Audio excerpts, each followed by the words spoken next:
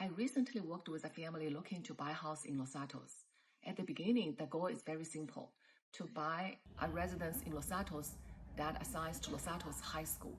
So their child play tennis. So the reasoning is very simple at the beginning.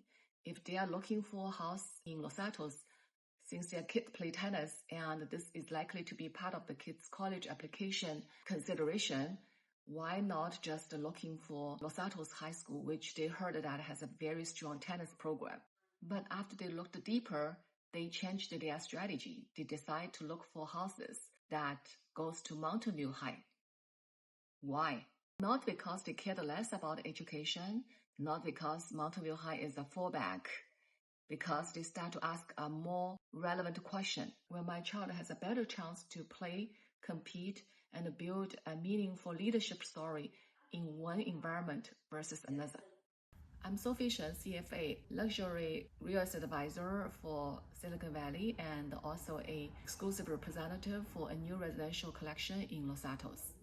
One thing many buyers looking to buy a house in Los Santos may not realize that not all houses in Los Santos automatically assign to Los Santos High School. Los Santos High School is part of the Los Santos Mountain View High School District.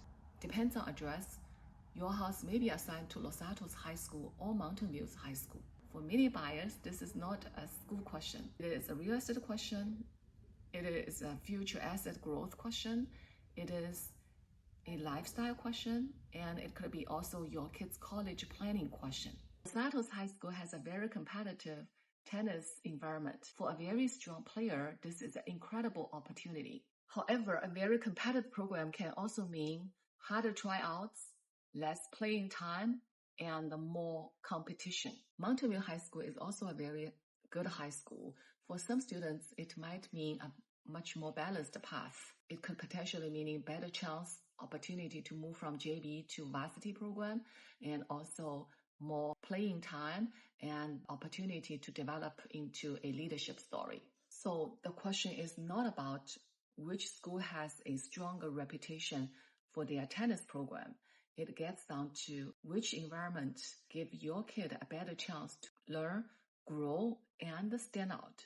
Even you don't have kids or your kid is very young, it's still very important to consider the school boundaries because it's impacting the future buyer demand, resale position, and the college application strategy. In the next video, I'm going to explain more about the difference between JV and varsity program and why the participation in the varsity program and the leadership can sometimes matter more than simply attached to a famous program.